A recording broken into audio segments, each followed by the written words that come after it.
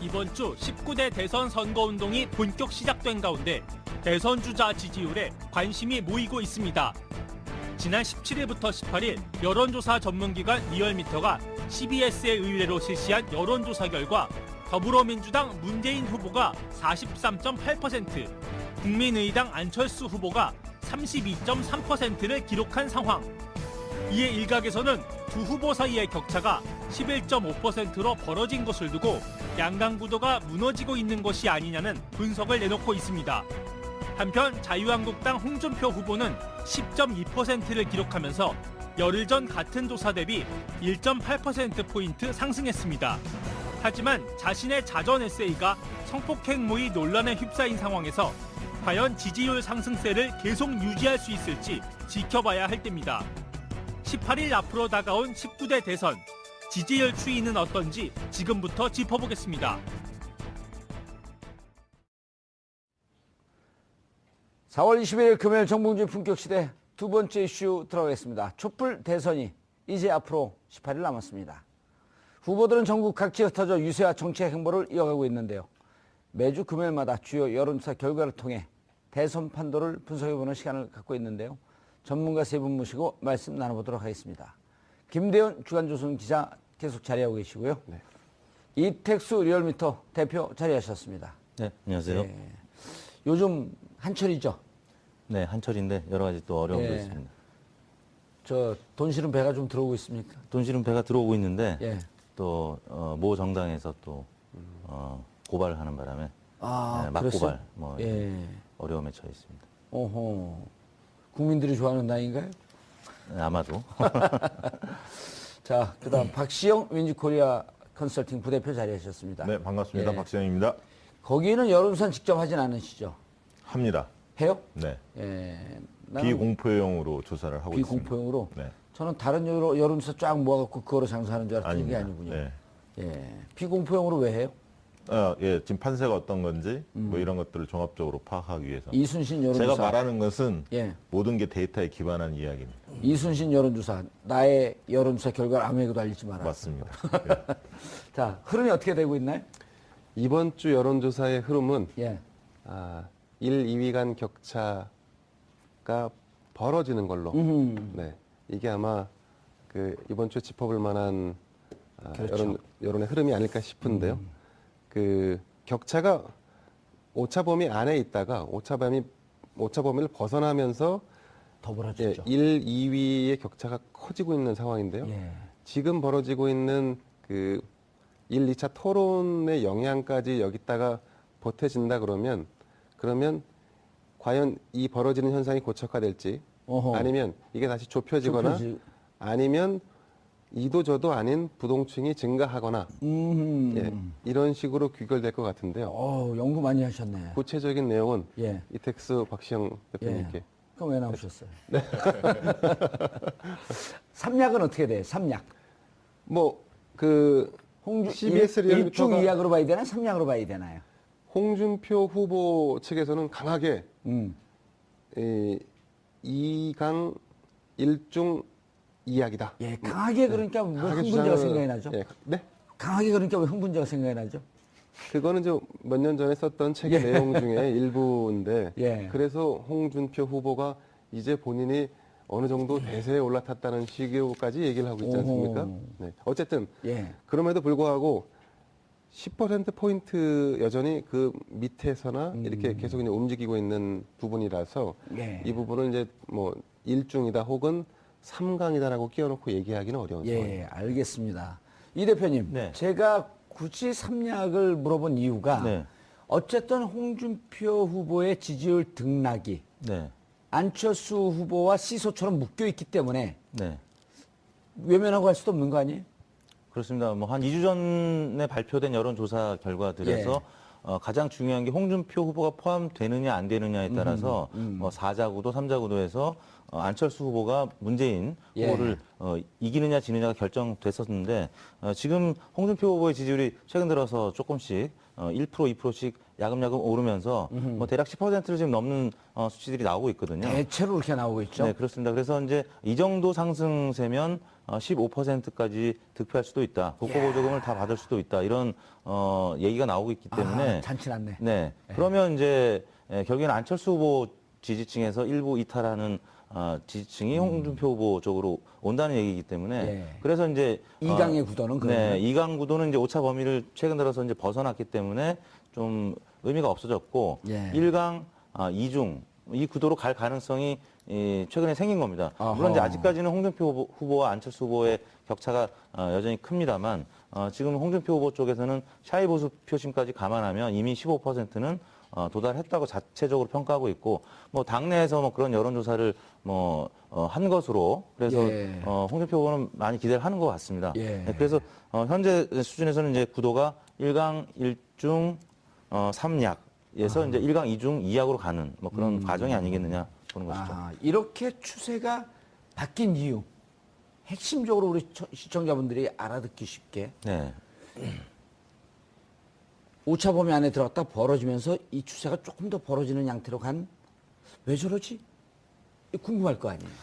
이제 양자 구도에서 양강 다자 구도로 바뀐 이후에 문재인 후보 진영에서 강력하게 이제 네거티브 검증으로 들어가면서 아하. 이게 어떻게 보면 야당 대 야당 싸움이긴 합니다만 예. 보수 대 진보의 양 프레임으로 또 네거티브가 이제 진행이 되고 TV 토론도 사실 영향을 좀 일부 미쳤다고 하겠습니다. 1차 TV 토론 이후에 지지율이 좀 많이 빠졌기 때문에 영향을 미쳤다, TV 토론이. TV 토론도 일부 영향을 미쳤고 또 민주당에서의 이제 검증 공세도 안철수 후보에게는 부정적으로 영향을 미쳤다고 봐야 될 것 같고요. 예. 또 최근 들어서 이제 호남 민심도 잠시 후 얘기 나오겠습니다만 호남에서 문재인 후보가 이제 지적했던 강령에서 과거에 이제 같이 당을 할 때 5.18 정신을 뺐었던 뭐 이런 부분과 관련해서 이제 민주당 내에서도 여러 가지 얘기들이 나오니까 호남 민심이 최근 들어서는 조금 더 문재인 후보 쪽으로 길어지는 듯한 모습을 보이면서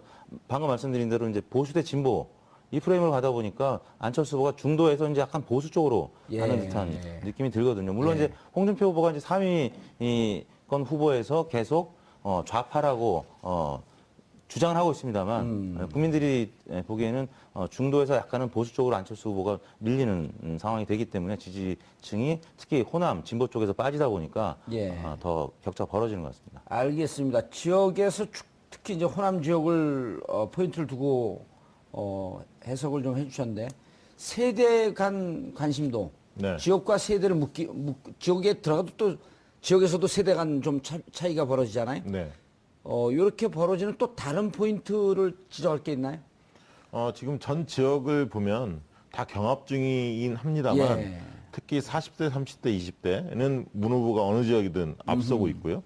50대, 60대에서는 안 후보가 앞서고 있는데 예. 최근 이제 50대에서 두 후보 간의 격차가 거의 좁혀져 갖고 많이 따라붙었습니다. 문 후보가. 과거에는 한 열흘 전만 해도 안철수 후보가 50대에서 한 15% 정도 앞서 있는 조사들이 많이 발표가 됐는데 최근 조사를 해보면 뭐 5% 거의 박빙으로 붙어 있는 그렇기 때문에 이제 전체적인 지지도 차이가 굉장히 벌어질 수밖에 없죠. 50대에서 굉장히 많이 이겨야만이 안철수 후보가 격차를 좁힐 수가 있는데 거기서 많이 좁혀지는 현상이 드러나고 있습니다. 그리고 이제 실질적으로 안 후보의 왜 지지가 좀 빠지고 문 후보의 지지가 조금 올랐느냐 본다면 이 선거운동이 본격화되면 조직력이라는 거 무시할 수 없습니다. 정당, 지지세. 그러니까 당원들이 얼마나 활동하느냐 굉장히 중요하거든요. 당이 이제 같이 뛰는 지금까지는 본격적인 선거운동하기 전까지는 후보에 대한 평가를 보고 있다가 이제 선거운동에 들어가면 당의 조직, 즉 당을 보면서 같이 움직여준다. 네, 그렇습니다. 그 부분이 중요하고요. 열성적인 또 지지자가 얼마나 있느냐. 아하. 온라인, 오프라인 다 가동이 가능한. 그다음에 문 후보의 경우에는 생활 체감형 공약들을 문재인 1번가 정책 홍보 쇼핑몰이라는 것이 사실 대박을 쳤습니다. 문재인 1스트. 예. 그런 것들이 왜냐면 사실 주부들이나 생활공약 정책에 대해서 관심 있는 층들이 많이 늘어났습니다. 과거에 비해서는 과거에는 대형 공약 중심이었다면 지금은 생활 공약 중심으로 좀 바뀌고 있거든요. 그런 부분들이 좀 소구력이 좀 있었다라고 보여지고요. 상대적으로 보면 안철수 후보에는 아까 이 대표님께서 말씀하셨듯이 깨끗한 후보라서 지지하는 이유가 가장 높았는데 네거티브 공방들이 오가면서 그 부분이 좀 퇴색됐고요. 두 번째로는 아까 세력의 열세 그리고 세 번째로는 보수와 진보의 협공이 당하면서 굉장히 입지가 좀 축소된 게 아닌가 그렇게 보여집니다. 최근에 특이한 현상은 서울 지역도 보면 자유한국당의 당원들이 굉장히 열심히 뜁니다. 왜 그런가 봤더니 내년에 지방선거가 있습니다. 그래서 지방선거 때문에 이번에 15%를 넘지 못하면 자유한국당 문 닫아야 한다. 이런 위기감이 있기 때문에 굉장히 적극적으로 뛰고 있거든요. 그래서 이 보수층한테 가있던, 그러니까 안철수, 보수층 중에 일부가 안철수 후보한테 가있던 표가 일부 홍준표 후보 쪽으로 다시 리턴하는 현상들이 영남뿐만 아니라 수도권에서도 일부 나타나기 시작했다. 이렇게 보여집니다. 자, 1, 2차 토론회의 결과가 이제 이번 주 여론조사 반영이 될 텐데 네. 어떻게 보세요? 그 취재를 해보면 좀 그게 영향이 있을까요? 아니면 그냥 내가 지지하는 후보 이미 다 메이드 됐으니까 그냥 쭉 간다. 근데 지금 부동층은 상대적으로 조금 늘어났잖아요. 네, 그렇습니다. 예. 안철수 후보를 지지하는 층이 부동층으로 옮겨가고 있기 때문이 아닌가 싶은데요. 그 토론의 결과가 누구에게 가장 영향을 줄 것이냐. 근데 토론회를 뭐 보셨는지 모르겠습니다만은 토론이 이렇게 양질로 국민적 호응을 얻을 수 있는 그런 그 순기능적인 방향으로 진행된 게 아니라 네거티브라든가 아니면 뭐 상대 후보를 깎아내리기 위한 뭐 이런 어떤 장으로 사용됐기 때문에 플러스가 아니라 누구에게 마이너스가 될 것인지를 보면은 오히려 정확하게 분석을 할 수 있을 것 같은데 문재인 후보가 많은 공략을 당하고 공격을 당했지만 그럼에도 불구하고 여전히 이 안보와 관련된 어떤 검증이랄까 이런 부분에서 스탠스가 정확하지 않은 안철수 후보가 굉장히 좀 불리한 상황으로 연결되지 않을까 싶습니다. 그 지금 국민들은 이 후보가 대통령이 될 수 있을까? 이 후보가 과연 대한민국을 이끌 수 있을까? 라고 하는 퀘스천으로 TV를 바라보는데 그 TV 안에서 보여지는 어떤 후보가 나는 사드 배치를 반대하는데 당은 사드 배치를 찬성하고 있다. 그리고 또 본인은? 햇볕 정책을 계승하냐라고 물어볼 때 호남 베이스에 있는 정당의 대선 주자가 그걸 과감하게 테이크하지 못하는, 그러니까 당연히 나는 계승한다라고 하지 못하는 부분들, 이런 부분들은 오히려 문재인 후보가 보인 뭐 주적이라든가 이런 논란보다 훨씬 더 뼈아픈 결과로 이어질 수 있을 만한 상황과 여건이 조성되어 있는 것이죠. 예. 여론조사에 반영될 개연성이 높겠다. 그렇죠. 그러니까 그게 안철수 후보에게 부정적인 방향으로 영향을 미칠 가능성이 높다. 예. 보여집니다. 알겠습니다. 이제 그렇다고 본다면 또 지금 지지하는 분들 원래 대선 때 이 여론조사를 물론 나온 결과를 보지만 여론조사를 갖고 이렇게 집중적으로 분석해보고 그런 적이 있었나요? 대선 때? 지난 대선 때도 그랬죠. 지난 대선 때도 저희 리얼미터 같은 경우는 이제 다음 포탈에 예. 지금 이맘때쯤에는 거의 매일 예. 일간 공개를 했었습니다. 오히려 지금 그때보다는 좀 약화됐다고 봐야 될 것 같은데요. 왜냐하면 당시에는 박근혜, 문재인 두 후보 간 지지율 예. 격차가 2, 3% 차이밖에 안 그렇죠. 났었고요. 다른 후보들은 뭐 약세였기 때문에 실제 양강 구도가 첨예하게 그리고 D-6 그 무렵에는 두 후보 간의 골든 크로스도 사실 있었거든요. 있었죠. 그래서 여론조사가 그때는 사실 더 치열하게. 뜨겁고 관심이 많았었습니다. 자, 지금 여론조사 내가 지지하고 있는 사람을 계속 지지하겠는가라고 하는 충성도. 네. 자, 요쯤 되면 이제 여론조사 전문가들이 보기에도 좀 깊게 들어간 측면인데 이제 우리 시청자분들이 그런 걸 다 이해를 해요 또. 예. 많이 예. 워낙 보도가 되고 있기 때문에 예. 많이 알고 계시죠. 예. 지금 충성도 측면에서는 문재인 후보가 가장 높을 텐데 그 충성도가 높낮이가 또 이렇게 보이나요? 그렇습니다. 저희가 이제 이번 주에 예. 조사한 바에 따르면 응집력이 가장 높은 후보의 지지층, 문재인 후보가 60.5%, 어허. 안철수 후보가 51.7%, 거기서도 한 10% 네, 좀 차이가 나네. 홍준표 후보 42.1%, 아하. 그다음에 심상정 후보 26.3% 순이었는데 보면 6대 5대 4대 3 뭐 이 정도입니다. 딱 10%씩. 유승민 후보는 조사 안 했어요? 유승민 후보도 22%. 그러니까 심 후보와 유승민 후보는 지금 지지율도 그렇고 또 응집력도 그렇고 뭐 굉장히 비슷한 붙어있다. 수준인데요. 일단 TV 토론이 가장 큰 원칙이 뭐냐면 5명에게 동등한 시간을 할애하기 때문에 그동안에 스포트라이트를 받았던 양강 후보는 조금 지지율이 빠질 수밖에 없고요. 한 1%든 2%든 빠질 수밖에 없고요. 나머지 세 후보는 모처럼 노출될 수 있는 기회가 온 것이기 때문에 그리고 심상정, 유승민 두 후보는 전문가들의 평가도 좋았습니다. 그래서 지지율이 소폭이지만 오르고 있고요. 그다음에 홍준표 후보 같은 경우는 여러 가지 이제 노이즈 마케팅 차원에서 뭐 굉장히 이제 우스운 얘기들이지만 그 돼지 관련된 그 우스운 얘기 아니에요. 그 여성분들에게는 그렇죠. 치명적이에요. 예. 예. 그리고 설거지. 그러면서 예. 지난번에 세탁기 뭐 계속 그 유권자들한테 예. 실소이건 아니면 진짜 웃기는 얘기건 유권자들은 이제 웃게 만들었기 때문에 그 자체가 노이즈 마케팅 차원에서 지지율의 상승에는 지금까지는 영향을 미쳤습니다. 그리고 그 돼지 흉문제 같은 경우는 사실 이제 홍준표 후보를 지지하는 지지 이유가 오늘 발표된 한국갤럽 조사 결과를 보면 대북 안보가 21% 가장 높은데 그 다음이 결단력, 그다음에 박력 뭐 이런 약간 거친 마초적인 이유 때문에 홍준표 후보를 지지하는 것이거든요.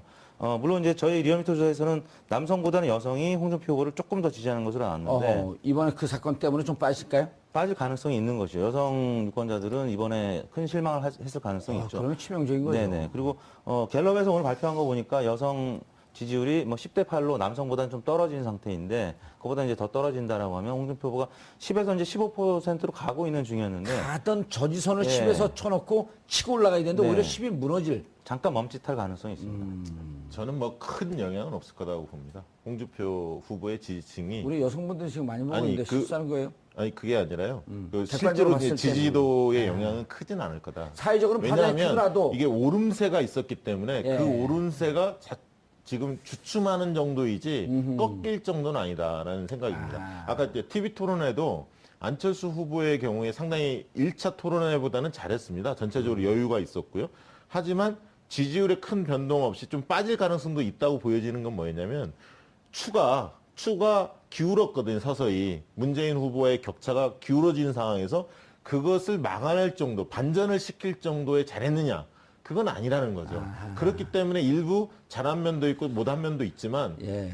오히려 보수층 중에 일부가 홍준표 후보 쪽으로 빠졌을 가능성이 있다. 예. 이제 그렇게 보여지는 거죠. 저는 TV 토론을 하면 할수록 그 홍준표 후보의 지지율이 좀 떨어질 가능성이 좀 있고 상대적으로 유승민 후보의 지지율이 좀 오를 가능성이 있지 않나 싶습니다. 그 어쨌든 대중은 합리적인 후보를 원하는데 합리성이 아니라 이제 아까 말씀하신 대로 뭐 세탁기부터 시작된 그런 발언들이 결국은 이 후보가 이끄는 정당을 과연 지지할 수 있느냐에 대한 퀘스천으로 이어지지 않을까 싶습니다. 저는 그 생각이 좀 다릅니다. 왜냐하면 예. 홍 후보를 지지하는 것은 홍 후보의 개인만을 보고 지지하는 게 아니라 보수 정당의 대표성을 가지고 있는 보수층에서 볼 때는 바른정당이냐 자유한국당이냐 이 둘을 평가하는 부분이 있는 거죠. 그러니까 개인으로 본다면 말씀하신 대로 유승민 후보에 대해서 저 합리성을 부여하겠지만 보수 정당 전체가 다 무너지는 상황에서 누군가의 대표성을 가진 데를 지켜야 한다는 심리가 있는 거예요. 그렇기 예. 때문에 영남에서 TK나 이런 데서 PK나 홍 후보가 지지가 오른 거는 홍 후보 개인에 대한 지지보다는 자유한국당, 보수 정당을 지켜야 한다. 이런 여론이 저는 밑바탕이 깔려 있다고 보기 때문에 홍 후보의 지지가 쉽게 꺼지진 않을 거다. 저는 그렇게 봅니다. 알겠습니다. 자, 리서치 여론조사 결과를 좀 인용을 해야 되는데 리얼미터 대표님을 모시고 리서치. 괜찮습니다. 괜찮습니까? 네. 표정은 어두운데. 아니, 어제 배종찬 본부장이랑 또 저녁도 같이. 여기 리서치는 또 코끼리 회사예요? 네, 코끼리 회사. 자, 그래서 이제 왜 그러냐면 지금 계속 우리가 지적을 하지만 안철수 후보의 지지는 이 시소관계에 있단 말이에요. 호남에서 끌어오기 위해서 호남 공략을 하면 보수층의 지지인 대구 경북 쪽에서 좀 빠지고 그럼 대구 경북 가서 공을 들이면 호남에서 빠지고 근데 이제 이번에 결정적인 게 햇볕 정책이기 때문에 아까도 말씀하셨지만 그리고 나갖고 보면은 검증 국면이 한 파도를 넘어왔는데 넘어오자마자 바로 또 햇볕 정책 왜 계승자이냐라고 하는 게 광주 호남에서 충격파로 빡 왔어요. 네. 그러고 보니까 이제 한 10포인트 정도 차이 났다. 리서치는 거의 20포인트 이상 벌어지는 네. 호남에서 요건 어떻게 해석을 해야 돼요? 저희 리얼미터 조사는 어제 한 10%포인트를 예. 약간 상회하는 격차로 문재인 후보가 앞섰는데 오늘 리서치 조사 결과를 보니까 한 20%포인트. 그러니까. 지금 이제 물론 그 안철수 후보 진영에서는 지금 1000명 기준하면 호남 인구가 100명밖에 안 되기 때문에 의미 표지 없다? 오차가 뭐 워낙 크죠. 한 10%포인트 정도는 표지 오차가 되니까 의미가 없다라고 할 수는 있겠습니다만 지금 리서치의 조사 결과는 지금 20%를 넘는 수준이기 때문에 의미가 없다고 할 수가 없습니다. 그런 차원에서는 지금 호남 지역에서 약간 진보 성향의 예. 표가 지금 날아가고 있는 거고 또 한편으로 말씀하셨던 대구 경북에서는 홍준표 지사의 쪽으로 가고 있고. 지지율이 지금 올라가고 있으니까 그쪽에서는 또 홍준표 후보한테 지지율이 빼앗기고 있고 그러다 보니까 지금 대략 10%포인트 안팎의 격차로 벌어진 것 같습니다. 박 부대표님, 네. 문제는 근데 이제 아픈 사건이 있네요. 철수 산악회. 네. 광주 지부가 안철수 지지를 철회하겠다. 그럼 네. 문재인 후보를 지지한다. 이게 햇볕 정책 이후 나온 거란 말이죠. 네, 그렇죠. 그 문제도 있고 예. 실제로 지금 호남 민심이 약간 문 후보 쪽으로 기울고 있거든요. 왜요?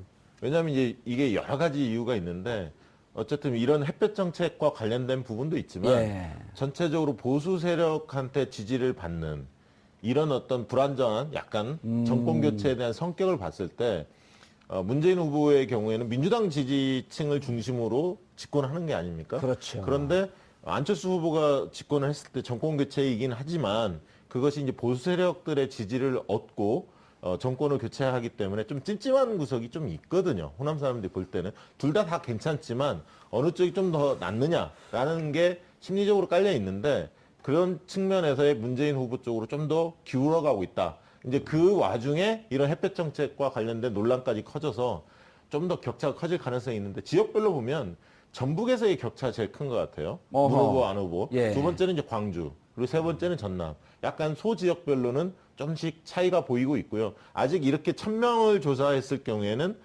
샘플 수가 워낙 적기 때문에 의미를 부여하기는 어렵습니다만 대체적으로 지금 바닥의 민심은 좀 문재인 후보가 좀 앞서가는 그런 예. 양상을 보이고 있다고 보여집니다. 이 대표님, 네. 충북 지역에서 여론조사 한 개 나왔어요? 네.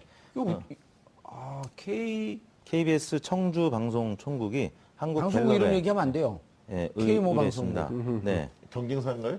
여기요? 네. 아니요, 이미 따라잡았어요. 아, 그래요? 여론조사 안 해보셨나요? TBS, KBS 양강 구도가 아니라 이제 TBS 일강. 일강, KBS 일강 일약 일중, 구도. 예. 일중도 아니에요, 일강 일약. 예. 아무튼 그 K본부에서 조사를 한 내용인데요. 예.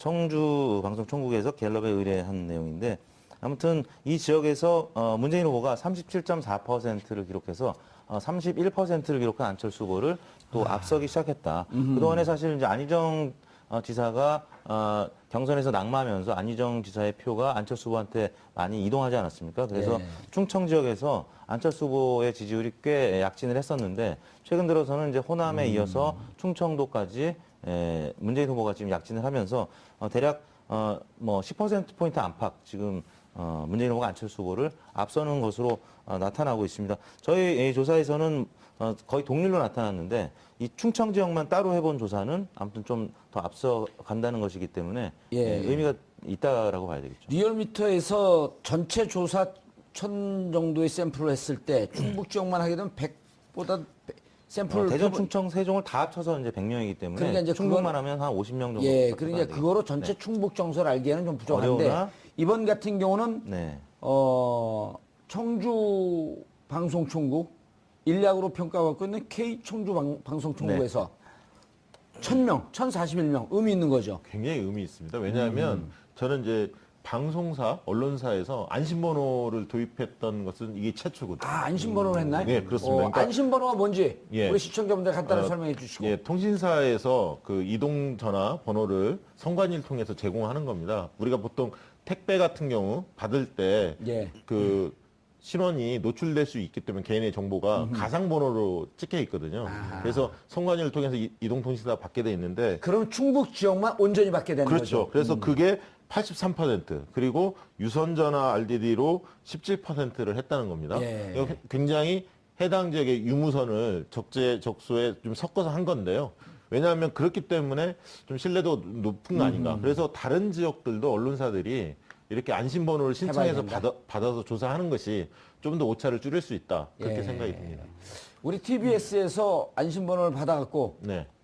수도권, 네. 서울, 경기, 인천을 따로따로 한번 해봐야겠어요. 네. 어느 회사에서 하겠어요?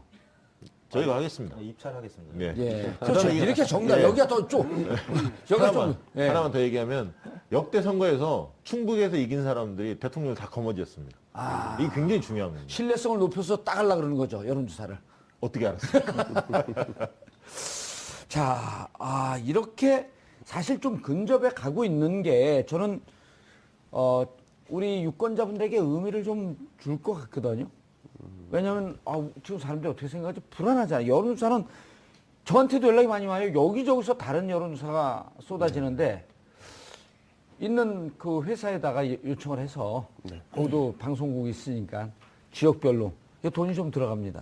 아, 그렇습니까? 예, 조건부인데 한번 이러면 또 조건부 딱지를 띌 수도 있지 않을까. 무슨 말씀이시죠? 모르겠어요. 자, 앞으로 추이에 대해서 좀 이제 이쪽으로 이렇게 보면 앞으로 추이, 그 다음에 앞으로, 터닝 포인트가 뭐가 있을까요? 이제 18일 남았는데, 왜 18이라는 숫자가 이렇게 익숙하지? 터닝 포인트라면 뭐 변수를 말씀하시는 그렇죠. 거겠죠? 예. 예측되는 변수들. 제가 문희상 의원과 어제 그저께인가요? 만나서 이제 말씀을 나눴는데 그분 말씀으로는 변수는 없다. 아하. 메이드 됐다, 이제. 그렇죠. 그러니까 이제 변수는 없다.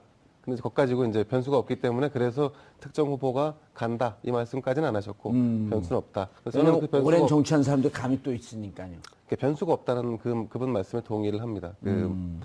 지금 이제 안철수 후보가 뭔가 지금 골든 크로스를 만들 수 있는 기회를 실기함으로 인해서 사실은 그런 기회를 다시 만들기는 좀 어려워졌고요.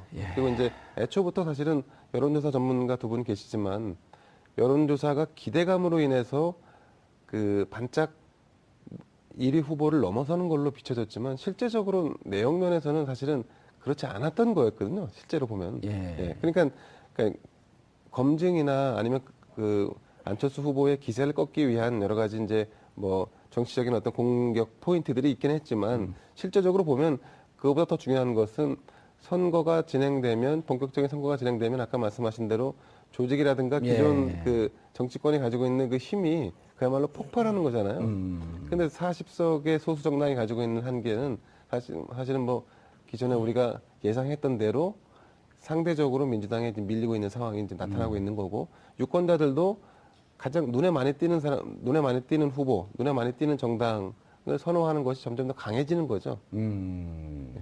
알겠습니다. 이택수 대표님, 자 안철수 후보가 본격 선거운동에 오면서 휘청휘청하게 되면서 치고 올라갈 그 모멘텀을 놓쳤단 말이에요. 네. 자 그런데 가장 중요한 거는 40석이라고 하는 약체 정당이라고 하는 것도 있지만 어쨌든 시작점이 된 게 본인이 병설 단설 유치원에 대한 본인의 발언, 네. 그다음에 본인의 검증 과정. 그럼 누구를 탓할 것도 없고 살아온 인생을 탓할 수밖에 없는 거거든요. 네.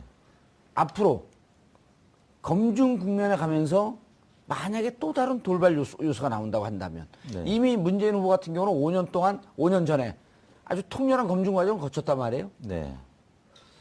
안철수 후보에게 이런 검증하면서 또 악재가 나온다면 뭐 지금 대략 부동층이 이렇게 10% 물을 때는 이유가 있는 물음이거든요. 네네. 예. 10에서 15% 정도의 이제 부동층이 남아 있는데 예. 실적으로 이제 부동층 분석을 과거 5년 전에도 해봤을 때 어느 정도 마음에 이제 결정을 다 한 분들이 그 중에서도 또 다수거든요. 그러니까 부동층 10에서 15를 보면은 네. 한 3, 40%는 이미 결정했는데 아직 조금 마지막 점검을 하고 네, 있는 네. 중이고 나머지 분들은 좀 덜 결정하고 이렇게 네. 분화된다 이런 거죠. 네. 그렇기 때문에 이제 남아있는 변수들이 예. 이제 많지 않습니다. 방금 이제 김대영 기자님도 말씀하셨지만, 뭐 예를 들어 단일화 연대를 막판에 투표 이제 하기 전에 할 수도 있겠지만, 예. 만약에 보수 후보로 단일화되면 진보표가 빠져나가고 또 아하. 그 약간 중도 후보가 또 단일화 후보가 되면 보수 표심이 또 나갈 수도 있고 그렇기 때문에 안철수 후보가 얘기하는 사실상의 단일화로 지금 계속 갈 수밖에 없는 구조인데 과연 그게 가능하겠느냐라는 문제고요. 두 번째는 TV 토론도 사실은 지난주에 한 조사에 따르면 TV 토론 1차 TV 토론을 보고 후보를 바꿨다는 게 2.6%밖에 안 나왔어요. 어허. 그렇기 때문에 이제 전통적으로 이제 강화 효과가 있었는데 이번 선거에서도 그런 것 같고요. 마지막으로 이제 말씀하셨던 이제 개인과 관련된 갑자기 드러나는 돌출적인 악재. 예. 저희가 뭐 사실 그저께만 해도 돼지발정제가 검색어에 오를 거라고는 아무도 예상 못했잖아요. 근데 이런 갑작스러운 키워드가 홍보하기 등장하면서 재밌어. 어느 후보건 직격탄을 맞을 수 있거든요. 예. 그런 변수가 오히려 조금 남아 있는 것 같고요. 문희상 의원이 얘기하셨던 것처럼 크게 뭐 판을 흔들 만한 변수는 실제 존재하지 않을 가능성이 높아 보입니다. 예. 그런데 그러면은 자 이제 전략이 필요하단 말이에요. 네. 안철수 후보 입장에서 네. 승부수를 띄워야 하지 않을까요? 그렇죠. 띄워야죠. 예. 제가 볼 때는 이제 구도 변수는 분명히 있습니다. 그게 아까 있던 보수 후보들하고 단일화. 물론 이제 아까 말씀하셨듯이 진보층 같은 게 빠져나가겠죠. 단일화 역풍이 있을 겁니다. 호남도 빠져나갈 거고. 그래서 1+1이 2가 되는 게 아니라 1.5 정도 되지만 어쨌든 플러스 효과가 좀 있다고 보여집니다. 그 부분이 하나가 있을 것 같고 두 번째 그것만 가지고는 안 된다. 그러면 결국 20대에서 반란이 일어나야 된다. 저는 그렇게 봅니다. 그러니까 20대에서 지금 그 부동층이 거의 20% 가까이 높습니다. 20대가요? 그렇습니다. 60대하고 20대가 부동층이 제일 큰데 이 20대가 문재인 후보가 우세하거든요. 예. 이 부동층을 상당 부분 안철수 후보가 흡수를 만약에 한다면 아까 그 단일화와 20대를 끌어들일 수만 있다면 싸움이 될 수도 있습니다. 물론 저는 그거는 굉장히 희망사항이라고 보지만 쉽지는 않을 것 같지만 변수는 그런 부분이 아닌가. 그리고 이제 문재인 후보 측의 여러 악재들이 만약에 쏟아진다면 그 부분이 막판 변수가 될 수 있다고 보고 다만 지금 본다면 아까 충성도에서 악재가 있다는 거예요, 없다는 거예요?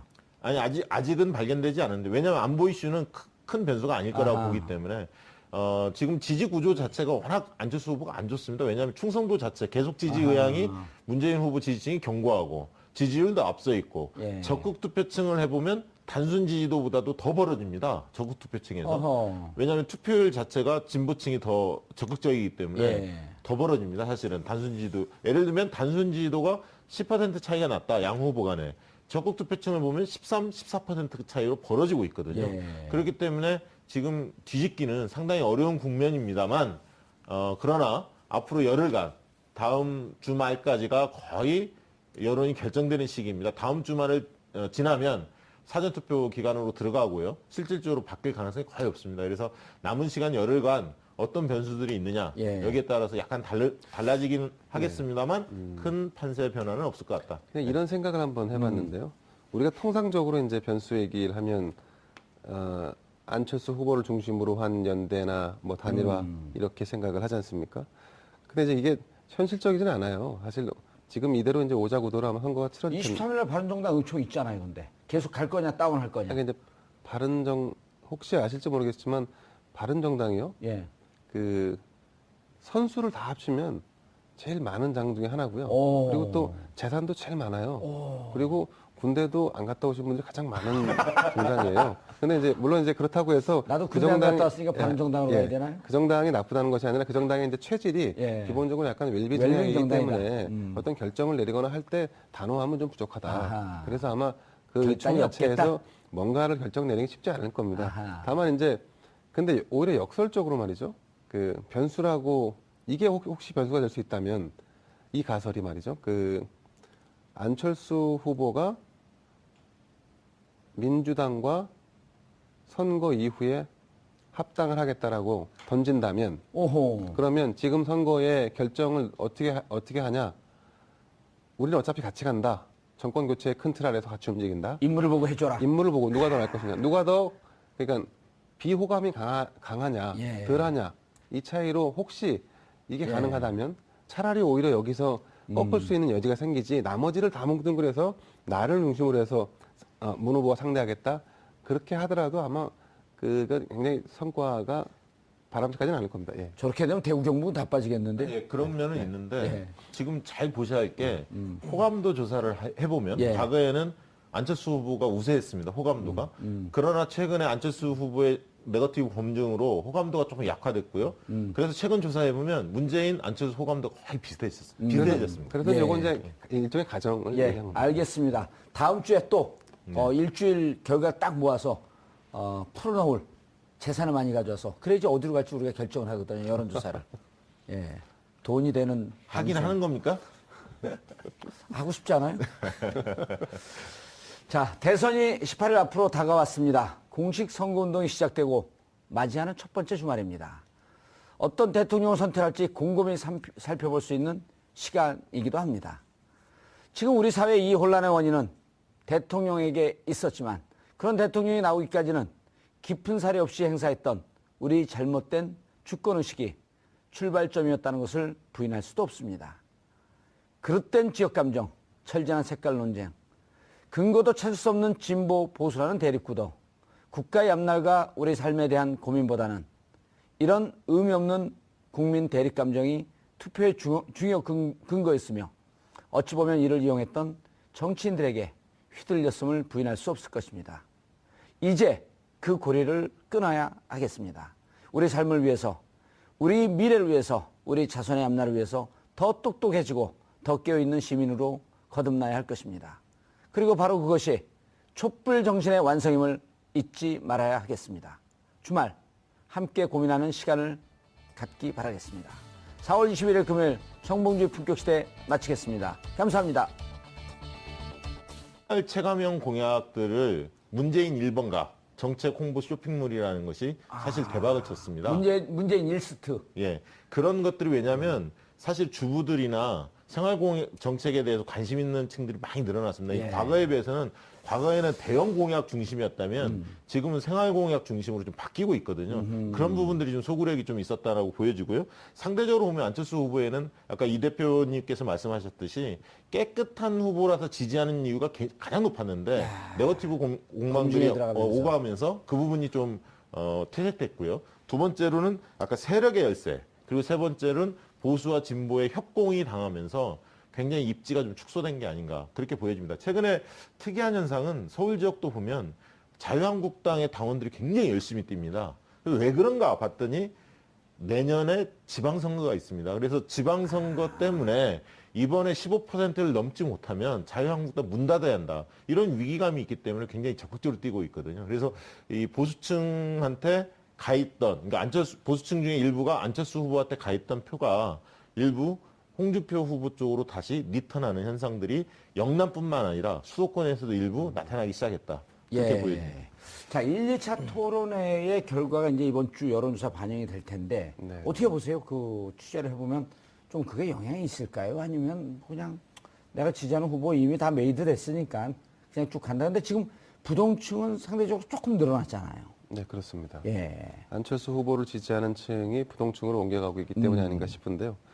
그 토론의 결과가 누구에게 가장 영향을 줄 것이냐. 근데 토론회를 뭐 보셨는지 모르겠습니다만은 토론이 이렇게 양질로 국민적 호응을 얻을 수 있는 그런 그 순기능적인 방향으로 진행된 게 아니라 네거티브라든가 아니면 뭐 상대 후보를 깎아내리기 위한 뭐 이런 어떤 장으로 사용됐기 때문에 플러스가 아니라 누구에게 마이너스가 될 것인지를 보면은 오히려 정확하게 분석을 할 수 있을 것 같은데 문재인 후보가 많은 공략을 당하고 공격을 당했지만 그럼에도 불구하고 여전히 이 안보와 관련된 어떤 검증이랄까 이런 부분에서 스탠스가 정확하지 않은 안철수 후보가 굉장히 좀 불리한 상황으로 연결되지 않을까 싶습니다. 그 지금 국민들은 이 후보가 대통령이 될 수 있을까?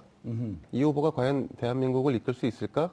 라고 하는 퀘스천으로 TV를 바라보는데 그 TV 안에서 보여지는 어떤 후보가 나는 사드를 배치를 반대하는데 당은 사드 배치를 찬성하고 있다. 그리고 또 햇볕 정책을 계승하냐라고 물어볼 때 호남 베이스에 있는 정당의 대선 주자가 그걸 과감하게 테이크하지 못하는, 그러니까 당연히 나는 계승한다라고 하지 못하는 부분들, 이런 부분들은 오히려 문재인 후보가 보인 뭐 주적이라든가 이런.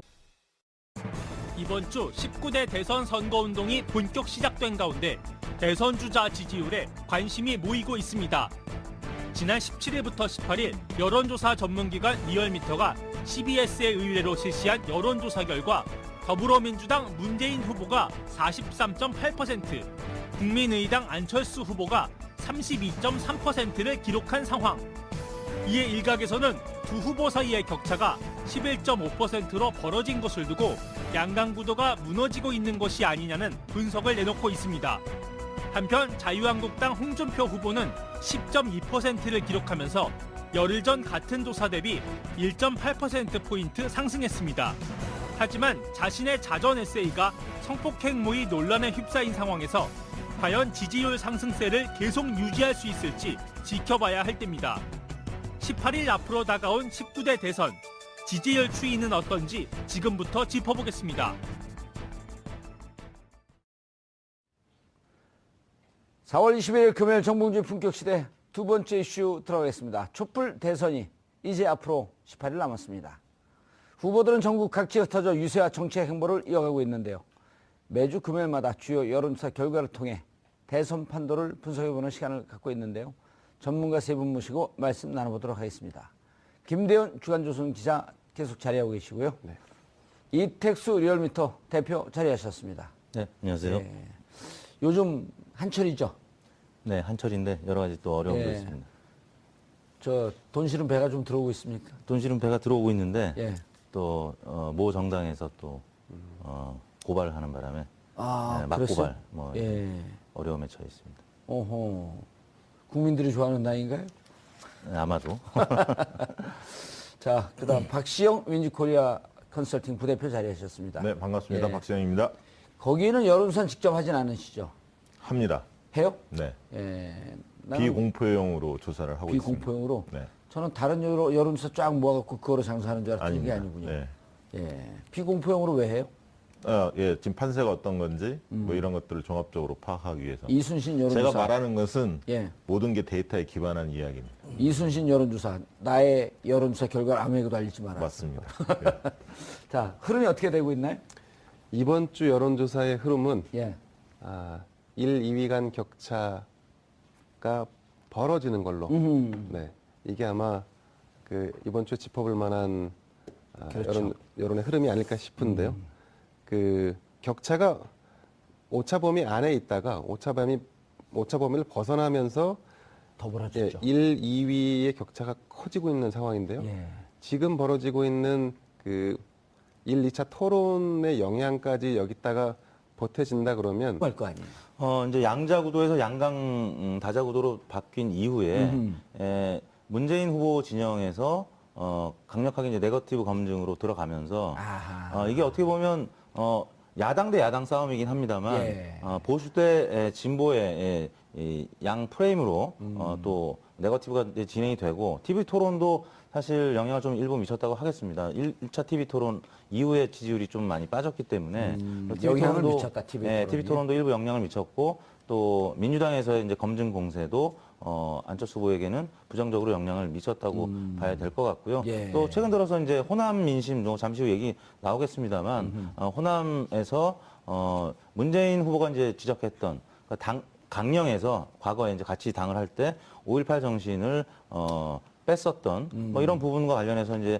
민주당 내에서도 여러 가지 얘기들이 나오니까 호남 민심이 최근 들어서는 조금 더 문재인 후보 쪽으로 길어지는 듯한 모습을 보이면서 방금 말씀드린 대로 이제 보수 대 진보 이 프레임을 가다 보니까 안철수 후보가 중도에서 이제 약간 보수 쪽으로 예. 가는 듯한 느낌이 들거든요. 물론 예. 이제 홍준표 후보가 이제 3위권 후보에서 계속 좌파라고 주장을 하고 있습니다만 국민들이 보기에는 중도에서 약간은 보수 쪽으로 안철수 후보가 밀리는 상황이 되기 때문에 지지층이 특히 호남 진보 쪽에서 빠지다 보니까 예. 더 격차가 벌어지는 것 같습니다. 알겠습니다. 지역에서 특히 이제 호남 지역을 포인트를 두고 해석을 좀 해주셨는데 세대 간 관심도 네. 지역과 세대를 지역에 들어가도 또 지역에서도 세대 간 좀 차이가 벌어지잖아요. 네. 이렇게 벌어지는 또 다른 포인트를 지적할 게 있나요? 지금 전 지역을 보면 다 경합 중이긴 합니다만 예. 특히 40대, 30대, 20대는 문 후보가 어느 지역이든 앞서고 있고요. 50대, 60대에서는 안 후보가 앞서고 있는데 예. 최근 이제 50대에서 두 후보 간의 격차가 거의 좁혀져 갖고 많이 따라붙었습니다. 문 후보가. 과거에는 한 열흘 전만 해도 안철수 후보가 50대에서 한 15% 정도 앞서 있는 조사들이 많이 발표가 됐는데 예. 최근 조사를 해보면 뭐 5% 거의 박빙으로 붙어 있는 그렇기 때문에 이제 전체적인 지지도 차이가 굉장히 벌어질 수밖에 없죠. 50대에서 굉장히 많이 이겨야만이 안철수 예. 후보가 격차를 좁힐 수가 있는데 거기서 많이 좁혀지는 현상이 드러나고 있습니다. 그리고 이제 실질적으로 안 후보의 왜 지지가 좀 빠지고 문 후보의 지지가 조금 올랐느냐 본다면 이 선거운동이 본격화되면 조직력이라는 거 무시할 수 없습니다. 정당, 지지세. 그러니까 당원들이 얼마나 활동하느냐 굉장히 중요하거든요. 당이 이제 같이 뛰는 지금까지는 본격적인 선거운동하기 전까지는 후보에 대한 평가를 네. 보고 있다가 이제 선거운동에 들어가면 네. 당의 조직, 즉 당을 보면서 같이 움직여준다. 네, 그렇습니다. 그 부분이 중요하고요. 열성적인 또 지지자가 얼마나 있느냐. 아하. 온라인, 오프라인 예. 다 가동이 가능한. 그다음에 문 후보의 경우에는 생활 논란보다 훨씬 더 뼈아픈 결과로 이어질 수 있을 만한 상황과 여건이 조성되어 있는 것이죠. 예. 여론조사에 반영될 개연성이 높겠다. 그렇죠. 그러니까 그게 안철수 후보에게 부정적인 방향으로 영향을 미칠 가능성이 높다. 예. 보여집니다. 알겠습니다. 이제 그렇다고 본다면 또 지금 지지하는 분들, 원래 대선 때 이 여론조사를, 물론 나온 결과를 보지만 여론조사를 갖고 이렇게 집중적으로 분석해보고 그런 적이 있었나요? 대선 때? 지난 대선 때도 그랬죠. 지난 대선 때도 저희 리얼미터 같은 경우는 이제 다음 포탈에 예. 지금 이맘때쯤에는 거의 매일 예. 일간 공개를 했었습니다.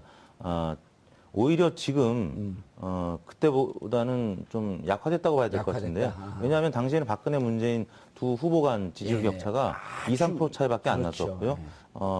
다른 후보들은 뭐 약세였기 때문에 실제 양강 구도가 첨예하게, 그리고 예. D-6 그 무렵에는 두 후보 간의 골든 크로스도 사실 있었거든요. 있었죠. 그래서 여론조사가 그때는 사실 더 치열하게. 뜨겁고 관심이 많았었습니다. 자, 지금 여론조사 내가 지지하고 있는 사람은 계속 지지하겠는가라고 하는 충성도. 네. 자, 요쯤 되면 이제 여론조사 전문가들이 보기에도 좀 깊게 들어간 측면인데, 이제 우리 시청자분들이 그런 걸 다 이해를 해요, 또. 예. 많이 예. 워낙 보도가 되고 있기 때문에 예. 많이 알고 계시죠. 예. 지금 충성도 측면에서는 문재인 후보가 가장 높을 텐데, 그 충성도가 높낮이가 또 이렇게 보이나요? 그렇습니다. 저희가 이제 이번 주에 예. 조사한 바에 따르면 응집력이 가장 높은 후보의 지지층, 문재인 후보가 60.5%, 어허. 안철수 후보가 51.7%, 거기서도 한 10% 네, 좀 차이가 나네. 홍준표 후보 42.1%, 아하. 그다음에 심상정 후보 26.3% 순이었는데, 보면 6대 5대 4대 3 뭐 이 정도입니다. 딱 10%씩. 유승민 후보는 조사 안 했어요? 유승민 후보도 22%. 그러니까 심 후보와 유승민 후보는 지금 지지율도 그렇고 또 응집력도 그렇고 뭐 굉장히 비슷한 붙어 있다. 수준인데요. 일단 TV 토론이 가장 큰 원칙이 뭐냐면 5명에게 동등한 시간을 할애하기 때문에 예. 그동안에 스포트라이트를 받았던 양강 후보는 조금 지지율이 빠질 수밖에 없고요. 한 1%든 2%든 빠질 수밖에 없고요. 나머지 세 후보는 모처럼 노출될 수 있는 기회가 온 것이기 때문에, 그리고 심상정, 유승민 두 후보는 전문가들의 평가도 좋았습니다. 그래서 지지율이 소폭이지만 오르고 있고요.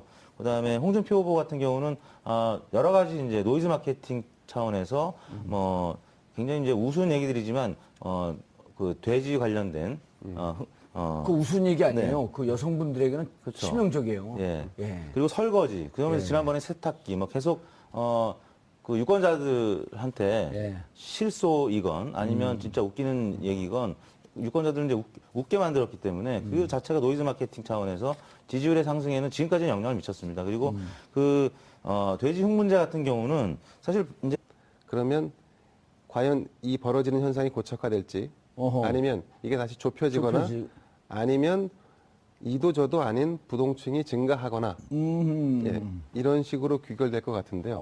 연구 많이 하셨네. 구체적인 내용은 예. 이택스 박시영 대표님께. 그럼 왜 나오셨어요? 삼약은 어떻게 돼요? 삼약. 뭐 그 CBS 일중 리얼미터가 이약으로 봐야 되나? 삼약으로 봐야 되나요? 홍준표 후보 측에서는 강하게 이 2강 1중 이야기다. 예, 강하게 그러니까 왜 강하게 흥분제가 주장을- 생각이 나죠? 예, 네. 강하게 그러니까 왜 흥분제가 생각이 나죠? 그거는 좀 몇 년 전에 썼던 책의 내용 중에 일부인데, 예. 그래서 홍준표 후보가 이제 본인이 어느 정도 대세에 올라탔다는 식으로까지 얘기를 하고 있지 않습니까? 오호. 네. 어쨌든 예. 그럼에도 불구하고 10%포인트 여전히 그 밑에서나 이렇게 계속 이제 움직이고 있는 부분이라서 예. 이 부분은 이제 뭐 1중이다 혹은 3강이다라고 끼워놓고 얘기하기는 어려운 상황입니다. 예, 알겠습니다. 이 대표님, 네. 제가 굳이 삼약을 물어본 이유가 네. 어쨌든 홍준표 후보의 지지율 등락이 네. 안철수 후보와 시소처럼 묶여 있기 때문에 네. 외면하고 할 수도 없는 거 아니에요? 그렇습니다. 뭐 한 2주 전에 발표된 여론조사 결과들에서 가장 중요한 게 홍준표 후보가 포함되느냐 안 되느냐에 따라서 뭐 4자 구도, 3자 구도에서 안철수 후보가 문재인 예. 후보를 이기느냐 지느냐가 결정됐었는데 지금 홍준표 후보의 지지율이 최근 들어서 조금씩 1% 2%씩 야금야금 오르면서 뭐 대략 10%를 지금 넘는 수치들이 나오고 있거든요. 대체로 이렇게 나오고 있죠. 네, 그렇습니다. 그래서 이제 이 정도 상승세면 15%까지 득표할 수도 있다. 국고보조금을 다 받을 수도 있다. 이런 얘기가 나오고 있기 때문에 잔치 났네. 네. 그러면 이제 결국에는 안철수 후보 지지층에서 일부 이탈하는 지지층이 홍준표 후보 쪽으로 온다는 얘기이기 때문에 예. 그래서 이제 이강의 구도는 네, 그러면? 이강 구도는 이제 오차 범위를 최근 들어서 이제 벗어났기 때문에 좀 의미가 없어졌고 예. 1강, 2중 이 구도로 갈 가능성이 최근에 생긴 겁니다. 물론 이제 어허. 아직까지는 홍준표 후보와 안철수 후보의 격차가 여전히 큽니다만 지금 홍준표 후보 쪽에서는 샤이 보수 표심까지 감안하면 이미 15%는 도달했다고 자체적으로 평가하고 있고 뭐 당내에서 뭐 그런 여론조사를 한 것으로 그래서 예. 홍준표 후보는 많이 기대를 하는 것 같습니다. 예. 네, 그래서 현재 수준에서는 이제 구도가 1강 1중 3약에서 이제 1강 2중 2약으로 가는 뭐 그런 과정이 아니겠느냐 보는 것이죠. 이렇게 추세가 바뀐 이유 핵심적으로 우리 시청자분들이 알아듣기 쉽게 네. 오차 범위 안에 들어갔다 벌어지면서 이 추세가 조금 더 벌어지는 양태로 간 왜 저러지? 궁금.